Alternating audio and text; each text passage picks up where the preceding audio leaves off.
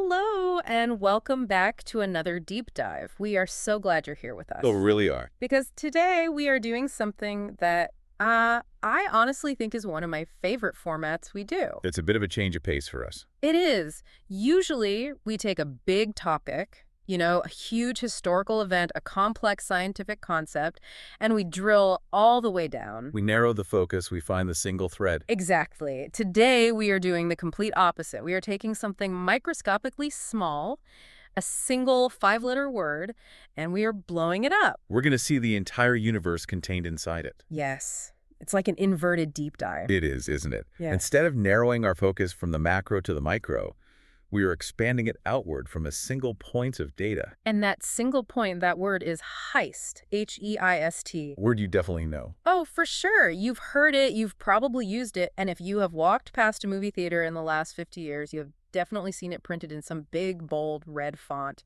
It's a deceptively simple word, though. It feels sharp, doesn't it? It has that sort of percussive, clipped ending, heist. It does. It sounds like what it is.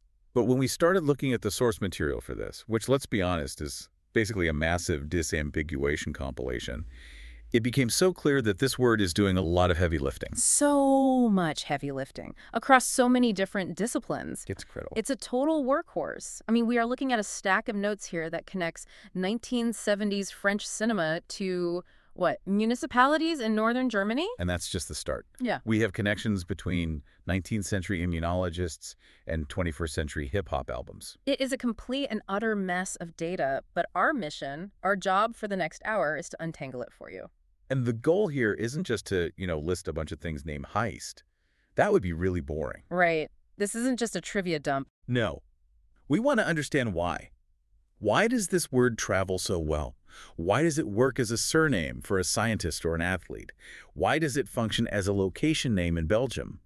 And why, oh why, is Hollywood so clinically obsessed with it? Right. We're going to see how language gets recycled, how it gets repurposed. We'll connect the dots between, say, an 1886 immunologist and a 2011 Macklemore album. That's the journey.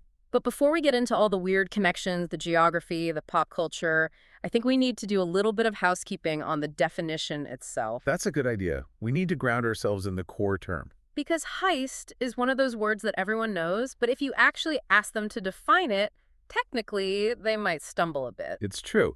In the common vernacular, we use it pretty interchangeably with robbery or theft or burglary. Right. There was a heist at the convenience store. You might hear someone say that. But that's not technically correct. There's a specific nuance to a heist that distinguishes it from, say, a mugging or a simple break and enter. It's the Ocean's 11 factor, isn't it?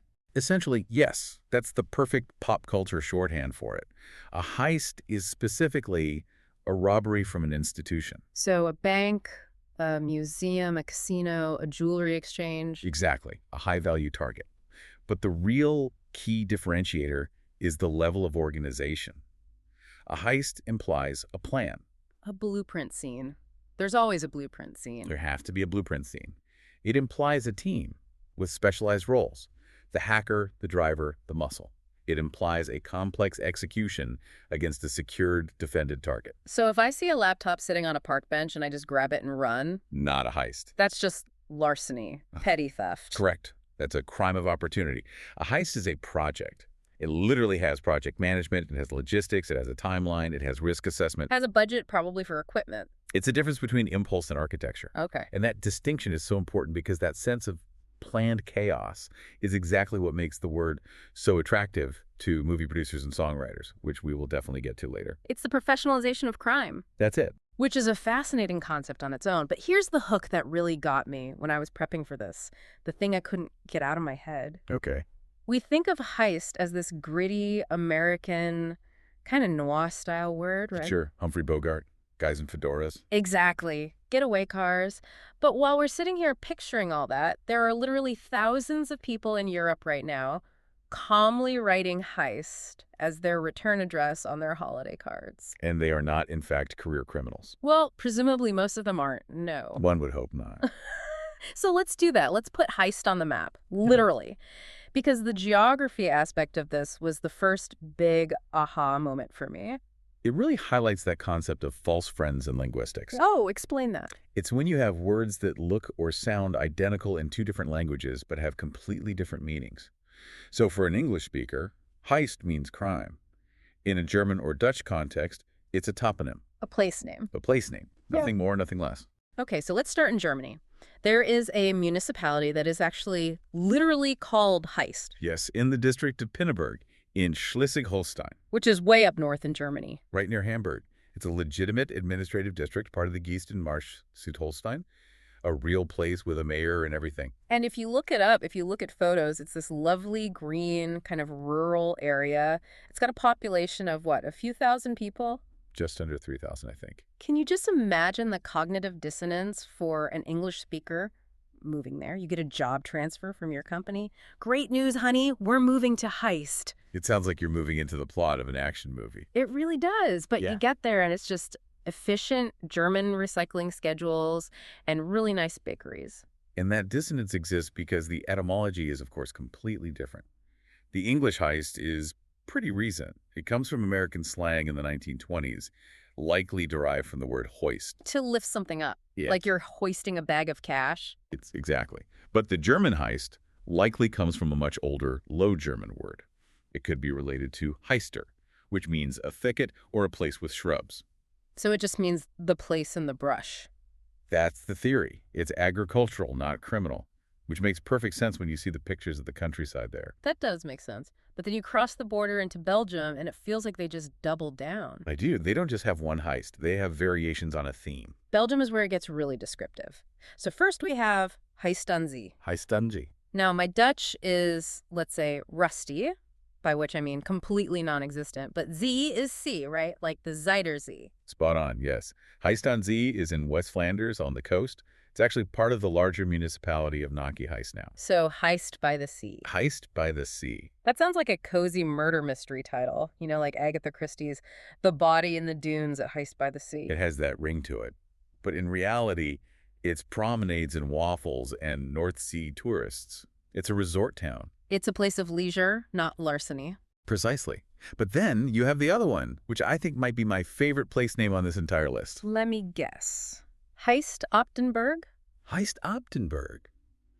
It's so much fun to say. It has a real rhythm to it. It does. What's the translation on that one? The translation is heist on the mountain, or, more accurately, heist on the hill. Which, knowing the general geography of Belgium, implies a very, very generous definition of the word mountain. Belgium is notoriously flat, yes. So any slight elevation gets celebrated with a place name. This one's in the province of Antwerp. And again, you have to imagine being a local there. This name is completely mundane. It's just where the post office is. It's where you go to school.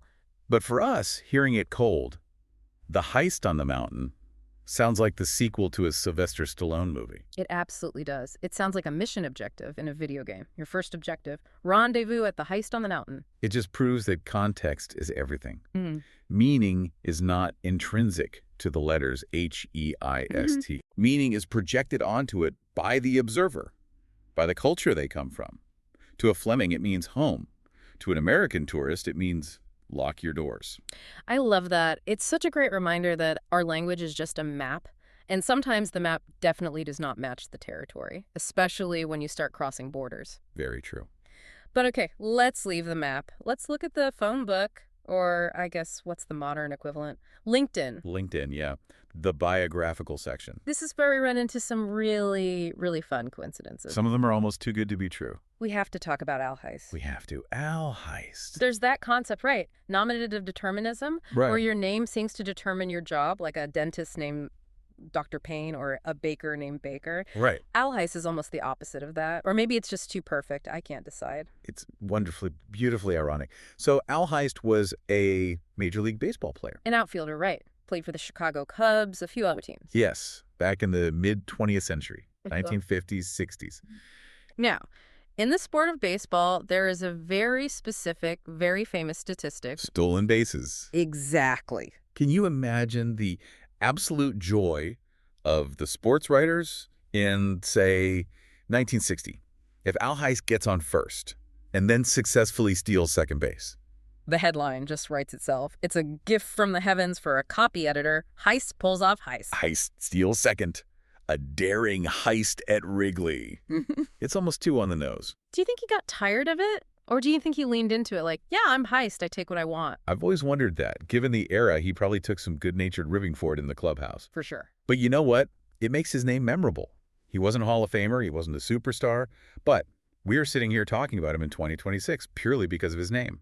That's a kind of legacy in itself. That is a very good point. His name gave him immortality. Okay. But then we pivot to a very, very different kind of heist. It's a very different field. George Heist. George Heist, the immunologist. And this is a much more somber story, just looking at the dates. 1886 to 1920. He died so young, 34 years old. 34. And look at that death date, 1920. That is right in the immediate aftermath of the 1918 Spanish flu pandemic. It's highly likely his work, and maybe even his death, was connected to that whole era of intense infectious disease research. He was an immunologist. This was a time when that field was the absolute frontier of medicine. We were just beginning to properly understand how the body defends itself, how vaccines really worked. He was on the front lines of that battle. So here, the name Heist isn't about taking something away, it's about defending. It's a surname attached to research that, likely saved countless lives, or at least advanced our understanding of the immune system. And it just shows the randomness of surnames. Mm-hmm. A name like Heist probably comes from that same German root we talked about, some ancestor who lived near a thicket, a heister. And it's just traveled down through the generations. Exactly. To land on a baseball jersey in one instance and a lab coat in another, it's pure chance. There's also that weird little outlier in the science world. It's not a surname, but it's an abbreviation. Ah, yes. The botanical citation. This is a deep cut. Heist, but with a period, with a dot at the end. Right. In the world of botany, they have standard abbreviations for the authors of plant names to keep things consistent in academic papers. So if you see L, it means Carl Linnaeus, the father of taxonomy. The big one. The big one. And if you see Heist, it refers to Lorenz Heister. Heister. Which is even closer to the criminal term. It's got the on the end, the person who heists. It's true. He was a very serious German anatomist and botanist back in the 1700s. But again, in the very dry, very academic world of plant taxonomy, the text string Heist appears constantly. It's a citation, it's a credit, it's a footnote. So if you're a botany student cramming for an exam, seeing Heist doesn't trigger a dopamine rush of action movie? No, it triggers, oh God, I need to memorize the characteristics of the genus Hysteria. Exactly. Hysteria is actually a genus of plants in the Olicaceae family named after him. I would totally buy a plant called Hysteria. It sounds chaotic, like a plant that steals water from the other pots when you're not looking. I think it's actually a fairly unassuming tropical plant, but I have to say I like your version much better. We also have the arts represented in the Heist family tree. We have Hans-Joachim Heist, A German comedian and actor. He's quite famous in Germany, isn't he? Particularly for a character he plays who is just perpetually angry. A satirical character. So a Heist who steals the scene, perhaps. Pun intended. Always. And then to round out the family, we have Monique van Heist. The fashion designer. Dutch, based in Rotterdam. And this fits that pattern again, that Dutch and German prevalence of the name. It does. But Van Heist, as a fashion label, that actually works really well. It sounds chic, it sounds luxurious, a little bit edgy. I'm wearing the new Van Heist. It implies you maybe acquired the clothes by illicit means, but you look fantastic doing it. It has a certain cachet. It sounds expensive. It does. So we have a baseball player, an immunologist, a botanist, a comedian, and a fashion designer. The surname Heist really transcends disciplines. It's all over the place. So we've established that in the real world, in geography and biography, Heist is just a label. It's a neutral, if sometimes very interesting, identifier. Right. But now we have to enter the world of fiction. The world of cinema. And this is where the word heist stops being a label and starts being a weapon. A marketing weapon. A powerful one. I was looking at the list of movies titled simply The Heist or Heist, and it's just staggering. It's not a list. It's a cry for help from the Screenwriters Guild. It is the ultimate default title. Yeah. But we have to ask why. Why is this word so sticky for filmmakers? Is it just laziness? Or is it a form of brilliance? I think it's brutal efficiency. Think about a movie poster. You're walking by, you have 2 seconds, maybe 3, to capture someone's attention. You have to make the sale instantly. Instantly. If you call your movie The Ingenious and Complicated Robbery of the First National Bank, that's a mouthful. No one's reading that. No. If you just call it Heist, In big red letters, you have communicated the entire plot, the tone, the genre, and the stakes in 5 letters. It promises a very specific experience. You know there's going to be a team. You know there will be a scene with blueprints spread out on a table. You know there will be a double cross at some point. You know someone's going to say, "We're in. It's a contract." It's perfect contract with the audience. But because it's such a good, efficient contract, everyone started using it. And that leads to the incredible saturation we see when we look at the timeline. Let's walk through this timeline because it really tells a story about film history in and of itself. We start in the 1970s. Which is really the golden age of the gritty crime thriller. Okay, so 1970, we have a French-Italian film, The Heist. A year later, 1971, we have The Heist, which was also known as Dollar. That 1971 film is interesting because it stars Warren Beatty and Goldie Hawn. It's a comedy crime caper directed by Richard Brooks. So right away, the word is being used for both serious, gritty drama and for lighthearted capers. It has a range. It has range from the very beginning.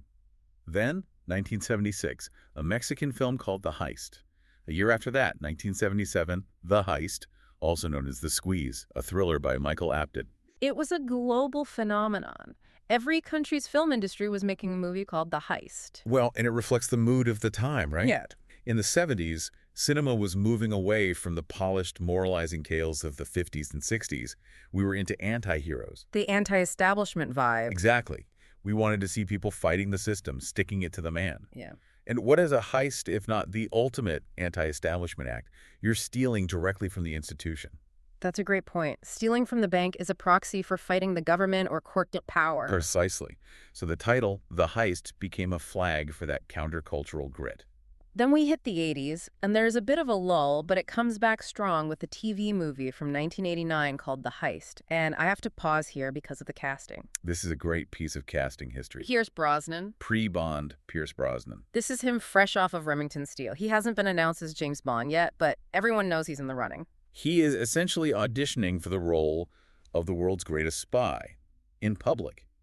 And a heist movie is the absolute perfect vehicle for that. It is. You have to be suave, you have to be capable, you have to look good in a tuxedo, you have to handle a gadget or a gun. It's a training ground. It's his resume. If you can believably pull off the heist on TV, maybe you could pull off GoldenEye in the theater. It's his proof of concept. But then we fast forward to 2001, and this, to me, is the most fascinating, most bizarre data point in this entire stack of notes. The Great Heist Anomaly of 2001. The year of the double heist. It's incredible. In the year 2001, we have 2 completely different movies released. One is titled Heist. The other is titled The Heist. How does this happen? I mean, seriously, do the studios not talk to each other? Is there no central database for movie titles? You would think so. Yeah. But let's look at the films themselves because they're very different. The first one is Heist, directed by the great David Mamet. Which is a huge deal. Mamet is a Pulitzer Prize-winning playwright. He's a master of dialogue. You've got Gene Hackman, Danny DeVito, Delroy Lindo, Sam Rockwell. This is a film lover's heist movie. It's all about the craft. It's cynical. The dialogue is famously sharp and stylized. It deconstructs the genre tropes. It's Mamet doing what Mamet does best. A prestige picture. Absolutely. And then you have the other one. The Heist. Related? Directed by Kurt Voss. It's more of a straight-to-video style thriller. Much lower budget, different tone, different audience. But imagine being the consumer in 2001. You go to Blockbuster Video. Remember Blockbuster? Vaguely. You go to Blockbuster. You want to rent the new Gene Hackman movie. You scan the H section on the new release wall. You see a box that says The Heist. You grab it. You get home, you pop it in the VCR, and it's not Gene Hackman. It's the Kurt Voss movie you've been had. It's the mockbuster phenomenon, or maybe just unfortunate parallel thinking. But it shows that by 2001, the word heist had lost its specificity. It was no longer a unique descriptor. It had become a commodity. It was like calling a movie comedy or explosion. It was just a generic label for a product category. It's like buying a generic store brand. You want Coca-Cola, but you get cola. And yet, despite that obvious confusion, the industry didn't stop. They just kept doing it. It's amazing. It is. 2008, The Heist from director Campbell Cooley. 2015, Heist with Robert De Niro, which was also known as Bus 657. Another one with an alternate title. That's a pattern. 2024, The Heist by Aditya Owande. They just keep churning them out, banking on that name recognition. It proves that the marketing value of the word is believed to outweigh the potential for confusion. Studios are betting that you want a heist movie so badly that you don't even care which one it is. Just give me the heist-flavored content. Exactly.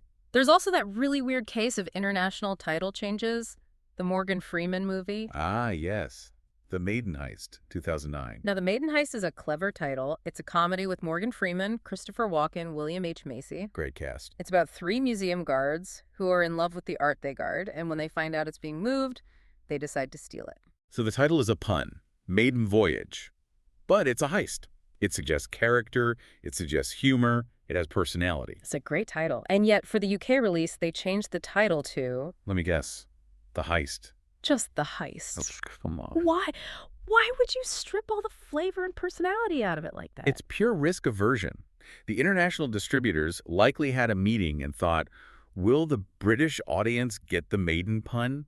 Will they think it's a period piece about a medieval maiden? Let's just call it what it is. They dumbed it down to the lowest common denominator. They absolutely did. And it turns what was a unique piece of art into a generic product on a shelf. Here is your unit of heist entertainment for the evening. It creates this sort of gray goo of content. When everything is named the same, nothing stands out at all. But there is one exception on this list, where the generic title is actually used in a very powerful metaphorical way. The 2011 documentary. Heist, Who Stole the American Dream? Now, this film is not about guys in ski masks with duffel bags. Not at all. This is a serious documentary about the 2008 financial crisis. It's about deregulation, corporate lobbying, outsourcing, the growing wealth gap. So by using the word heist in the title, what are the filmmakers doing there? What's the argument they're making? They are reframing decades of economic policy as a deliberate criminal act. They are saying this wasn't an accident. This wasn't just a market correction. This was a robbery. It provides a villain. A heist needs a perpetrator. If the economy just crashed, that's passive. It's like a weather event. But if the economy was heisted, then someone took it. Someone is responsible. Exactly. It uses the deep emotional weight of the word, that sense of violation, of unfairness, of something being stolen from you, to make a very strong political point. It's an incredibly powerful rhetorical device. It's amazing that one 5-letter word can cover Gene Hackman in a fedora and a complex documentary about derivatives trading. That is the range we're talking about. Okay, so let's shift gears from the cinema to the living room. Television. The small screen. TV loves a heist. I would argue maybe even more than movies do. I think that's true. And I think it's because of the format. A movie has 2 hours to set up the plan and execute it. That's it. A TV show has years. Or conversely, it can do a heist of the week, the procedural heist. And just like with film, we have actual shows named Heist. There was a U.S. series in 2006 on NBC. Which didn't last very long, if I recall. It was from the director of Mr. and Mrs. Smith. Right. And then a British comedy drama series in 2008, also called Heist. The Brits often take the caper angle with this stuff. They make it funny, a bit shambolic, lovable rogues. Whereas the Americans usually go for high-tech, sleek, and serious. It's a cultural difference in storytelling. But more recently, Netflix did Heist in 2021, and this wasn't fiction at all. This was true crime, which is, of course, a massive genre right now. We are obsessed with true crime. We are. And this series looked at real historical heists. The Sex Magic Money Murder heist, the Bourbon King heist, the airport robbery. What's interesting to me there is the shift in audience perspective. It moves from, look at how cool these fictional robbers are, to, look at how unbelievably crazy these real people were. It grounds the fantasy. We realize that real heists are rarely as smooth as Ocean's 11. They are messy, people make stupid mistakes, they get greedy, they get caught. It's the human element. Speaking of real people, reality TV. Oh, this is a fascinating rabbit hole. We have to start with Darren Brown, the 2006 special, The Heist. Darren Brown is a mentalist, an illusionist. He plays with psychology. His whole thing is showing how easily our minds can be manipulated. And his premise for this special was just mind-boggling. He asked, can I take a group of reputable, middle-managing, law-abiding business people, Normal people. and through a series of psychological conditioning exercises, manipulate them into willingly robbing an armored security van with a toy gun? It was a fascinating and deeply unsettling experiment. It deconstructed the whole idea of the criminal mind. It wasn't about greed. No. It was about obedience to authority, social pressure, groupthink. He proved that under the right circumstances, being a criminal in a heist isn't a personality type. It's a situation you're put in. That is terrifying. The idea that any of us could be pushed into that. It is, But then you have the much more lighthearted version, the competition show, also called The Heist. There was a British one on Sky One. This is the one where a group of regular people are given a pile of cash and they have to hide it and evade a team of detectives for a few weeks. It's essentially cops and robbers for adults, played out across a whole town. It's the complete gamification of crime. Why do we want to watch that? Why do we want to watch Gary the accountant try to outrun a former police chief in Yorkshire? It's the fantasy of competence. We all sit at home and like to think, you know what, I could get away with it. I'm smarter than these guys. He wouldn't have hidden the money in the attic, you rookie. That's the first place they look. Exactly. Watching these shows allows us to test that hypothesis safely from our couch. We become the mastermind, shouting advice at the screen. That makes perfect sense. But okay, beyond the shows that are actually named Heist, there is the phenomenon of the Heist episode. The trope. It's a TV staple. I was looking at this list, and it is just hilarious how widespread it is. The Amazing World of Gumball. A cartoon. Chowder. Another cartoon. American Dragon. Jake Long. A Disney cartoon. Okay, so kids' shows love it. But then, MacGyver. The Outer Limits. There was even an episode of the sports documentary series 30 for 30 called It's Not Crazy, It's Sports, directed by Errol Morris, and the segment about the racehorse Sugar was titled The Heist. It spans every conceivable genre. Cartoons, sci-fi, action, prestige documentary. Why? Why does every writer's room, eventually at some point in a show's run, say, okay, season 3, episode 8, we're doing a heist? It's a structural crutch. And I don't mean that in a negative way. It's a perfect, ready-made narrative skeleton. What do you mean by that? Think about what every script needs. It needs a clear goal. We need to steal the thing. It needs a team with diverse, specialized skills. You're the tech guy, you're the smooth talker. It needs a series of obstacles to overcome. The lasers, the guards, the vault, and it needs a twist. The guy we hired to be the muscle was an undercover cop all along. A heist plot provides all of that instantly. It's a kit. It's a story in a box. So if you have a cartoon about a cat and a goldfish like Gumball, you give them a target, maybe the cookie jar on top of the fridge, you assign them roles, and the episode basically writes itself. It forces the characters to work together in a new way. It highlights their specific skills. It's the ultimate ensemble building exercise for a writing staff. Exactly. It's like the beach episode in anime or the musical episode in a sitcom. It's a format break that everyone understands and enjoys. And it allows for parody and homage. You can do the split-screen montage of everyone getting ready. You can do the slow-motion walk. You can do the scene where someone is dangling from the ceiling on a wire. It's visually distinct and fun to direct. Even MacGyver did it. Although with MacGyver, the heist probably involved stealing microfilm using a paperclip, a stick of chewing gum, and a broken radio. And a lot of duct tape. Right. But the fundamental structure remains the same. The heist is a universal language of storytelling. Which brings us to the medium where you don't just watch the story, you get to play it. Video games. The interactive heist. And we have to talk about Payday, the heist, 2011. That game was massive. It really changed the landscape of cooperative online gaming. For sure. Before Payday, a lot of first-person shooters were just run and gun. You and your friends just kill all the bad guys. Payday was completely different. It required genuine coordination. It wasn't about who had the fastest trigger finger. You had to control the civilian crowd. You had to set up and defend the drill on the vault. One person had to watch the back door, while another person bagged the money. If you didn't work together, you failed. Immediately. It simulated the stress and the teamwork of a heist. I remember playing it and literally shouting at my friends through the headset, "The drill is jammed. Someone needs to fix the drill now." That anxiety is part of the appeal. It puts you directly in the shoes of the robber. It fulfills that fantasy we talked about with the reality shows, but in a much more visceral first-person way. You get the adrenaline without the, prison time. The major downside of a real heist, there was also a game just called Heist that was supposed to come out in 2010 but was canceled. The irony is just palpable. The planned heist that never actually went down. The rumor has it that the game was just too ambitious. They couldn't pull it off. Life imitating art in the most meta way possible. It is. But Payday proved that the genre works as a game mechanic. It spawns sequels. It has a huge community to this day. People love that feeling of organized chaos. There's that phrase again. Organized chaos. That is the absolute core of the heist appeal across all media. Now, we can't do a full cultural deep dive without talking about music. And you might think, heist, that's not a very musical concept. But you would be very, very wrong. It turns out heist is a surprisingly popular word for musicians. The biggest one, the unavoidable one, is Macklemore and Ryan Lewis. The album The Heist. 2012. The album that had Thrift Shop and Can't Hold Us.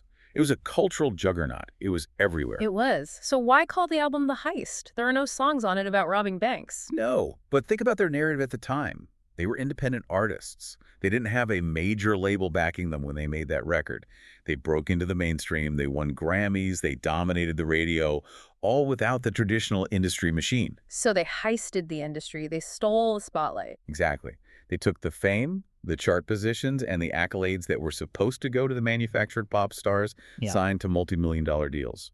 The title is a statement of intent. It's a mission statement. We are here to take what's ours. That is a really cool interpretation. It totally recontextualizes the whole album. It adds that layer of rebellion, of being the underdog who outsmarted the system. We also have individual songs. Lindsey Stirling has a track called Heist, The dubstep violinist. which is a phrase that would have made absolutely no sense to anyone in 1990. The what now? Her music is incredibly high energy. It's frantic. It's precise. The title, Heist, just fits that vibe perfectly. It sounds like the soundtrack to a chase scene. Fast-paced, intricate, exciting. And then, on the complete other end of the spectrum, Ben Folds. Heist from the Over the Hedge soundtrack. Right. Over the Hedge. The animated movie about a raccoon, a turtle, and a squirrel stealing chips and cookies from a suburban housing development. So this is the most literal use of the word in music. It's a fun, quirky, piano-driven song about a group of animals committing a burglary for junk food. It is easily the cutest heist on our entire list. But look at that range again. We have Macklemore's anti-establishment swagger, Lindsey Stirling's electronic intensity, and Ben Folds' whimsical, family-friendly storytelling. The word heist fits all of them. It's a chameleon word. It adapts to the container you put it in. It can be serious, it can be intense, it can be funny. We also have to mention literature, quickly. Daniel Silva, The Heist. 2014, part of the Gabriel Allen series. Spy thrillers, international intrigue, art restoration. And again, it's using the title to signal the genre loud and clear. If you buy a book called The Heist at the airport newsstand, you know exactly what you are getting for your 6-hour flight. It's a promise of adrenaline and a fast-paced plot. Job done. So we've covered the globe, we've covered the library, we've covered the cinema and the living room. I want to bring it back to where we started for a full circle moment. The connection between the geography and the culture. The grand unified theory of heist. Exactly. We talked about that town in Belgium, Heist-Updenburg. Yes. Heist on the hill. And we talked about how the English word heist implies a team, an organized group working together. Yes, that's crucial to the definition. Well, in the town of Heist-Updenburg, there is a professional football club, a soccer team, KSK Heist. a team from the place named Heist. It's the perfect synthesis of everything we've talked about. Can you imagine? Do you think their fans chant, Heist, Heist, Heist from the stands? Because that would sound fairly intimidating to the visiting team. It would sound like a command to go rob the concession stand. The referee blows the whistle. Ref, he stole the ball. Well, what did you expect? The team is called Heist. It really does tie it all together, though. It shows that this 5-letter word is woven into the fabric of daily life in that region, just as deeply as it's woven into our pop culture fantasies. Two completely separate, parallel evolutions of the same word. It has been quite a journey through 5 letters. It really has. We started with a dry, technical definition of institutional robbery. We ended up with Belgian soccer chants. We visited the botanical gardens of the 1700s with Lorenz Heister. We watched Pierce Brosnan basically audition for James Bond. We analyzed the bizarre marketing failures of 2001. We looked at how Macklemore used the word to declare war on the music industry and how Darren Brown used it to expose the fragility of human psychology. It's exhaustive. The word is everywhere. So, if we step back, if we look at this huge, chaotic mosaic we've built, what is the big takeaway? What is the theory of heist? I think heist is a word that vibrates. It has an inherent energy. Whether it's a film genre, a place name that sounds strange to us, or a song title, it implies action. It implies a break in the status quo. A break in the status quo. I really like that phrasing. A robbery breaks the social contract and the law. A municipality in Germany named Heist breaks the expectation of the English speaker. A movie named Heist breaks the boredom of a Friday night. It's a disruptor word. And it's a word that cuts through the noise. In a world of just constant information overload, you need words that snap. Heist snaps. It does. It grabs you by the lapels and demands your attention. I honestly don't think I'll ever be able to look at that word the same way again. I'll see it on a movie poster and I'll immediately think of Al Heist stealing second base for the Chicago Cubs. Or the quiet green hills of Schleswig-Holstein in Germany. Exactly. So that is our challenge to you, the listener. The next time you see or hear the word heist, and now that we've done this, you will, probably in the next 24 hours, thanks to the Bader-Meinhof phenomenon. You'll see it everywhere. Don't just glaze over it. Stop for a second. Ask the question. Ask yourself, are we talking about a bank vault, a Belgian football team, a German town, a Dutch fashion designer, or a genus of tropical plants? Context is key. Context is absolutely everything. Thank you so much for joining us on this deep dive. It's been a blast unpacking this with you. Always a pleasure. We'll see you in the next one.